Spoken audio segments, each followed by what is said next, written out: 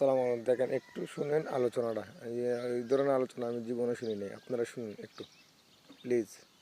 আর বিশেষ করে আপনারা যারা ইউনিয়ন পরিষদের সচিব আপনারা যারা আছেন, আপনাদের সাথে খুব শীঘ্রই আমার দেখা হবে এবং আপনাদের আমলনামা নিয়ে দেখা হবে।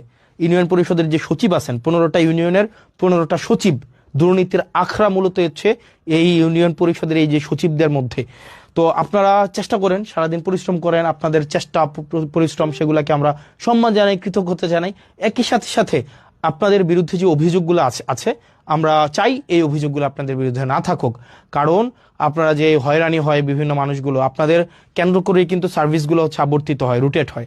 সেজন্য 15টা ইউনিয়নের 15 জন সচিব আপনারা যারা আছেন, আপনাদের কাছে স্পষ্ট বার্তা, এক পয়সাও যেন কোনোভাবে হচ্ছে এখানে কোনোভাবে যেন কারচুপি না করা হয়। এবং পৌরসভার আপনারা যারা আছেন কর্মকর্তা কর্মচারী, বিশেষ করে পৌরসভাতে চাকরি করছেন অনেক দিন ধরে, এবং আপনারা নিজেরা এখানে টেন্ডারবাজি করেন, নিজেরা এখানে চাঁদাবাজি করেন, নিজেরাই হচ্ছেন এখানে হচ্ছে আপনারা লাইসেন্স খুলে বসছেন। পৌরসভার কর্মকর্তা কর্মচারী, আমি আপনাদেরকে বলছি, আপনাদের উপরে মানুষ ত্যক্ত, আপনাদের উপরে মানুষ বিরক্ত এবং আপনাদের উপরে মানুষ ক্ষুব্ধ। পৌরসভার প্রত্যেকটা আমি নাম ধরে বলতে পারতাম, আমি নাম ধরে বলবো না। এখানে কর্মকর্তা আছেন, এখানে হচ্ছে এই 4-5 জন কর্মকর্তা আছেন, এখানে বাড়িঘর বানাই ফেলছেন, বালিশ খাতা নিয়ে চলে আসেন, এখানে হচ্ছেন একদম পৈতৃক সূত্রে আপনারা চাকরি বানাই ফেলছেন। কাউকে ছাড় দেওয়া হবে না।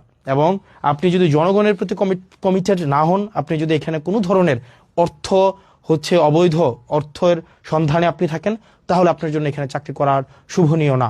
এবং আইনগত যে ব্যবস্থা আছে আপনাদের বিরুদ্ধে, সে ধরনের আইনগত ব্যবস্থা নেওয়াই সমীচীন।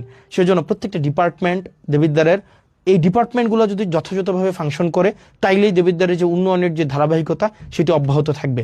কিন্তু কোনো ডিপার্টমেন্টে যদি কোনো অফিসার হচ্ছে অসৎ উপায় অবলম্বন করে দুর্নীতিগ্রস্ত হয়, সেক্ষেত্রে সম্ভব না। তো প্রিয় দেবিদ্বারবাসী, প্রিয় বাংলাদেশবাসী, আমাদের যে কমিটমেন্ট আপনাদের কাছে আছে, প্রত্যেকটি অর্থের হিসাব, প্রত্যেকটি অর্থ যেন যথাযথ জায়গায় বিনিয়োগ হয়, প্রত্যেকটি উন্নয়নমূলক কার্যক্রম যেন অব্যাহত থাকে, প্রত্যেকটি টিআর খাবিখা যে বরাদ্দগুলো আছে সেগুলো যেন জনগণের কাছে যথাযথভাবে পৌঁছে যায়, সেই জিনিসটি আমরা নিশ্চিত করব। আপনারা ভালো থাকবেন, সুস্থ থাকবেন, এবং দেবিদ্বারের যতগুলো হচ্ছে কার্যক্রম আছে, দেবিদ্বারের সরকারি কার্যক্রম যা যা আছে, সেটা আপনারা পেয়ে যাবেন জবাবদিহিতাতে।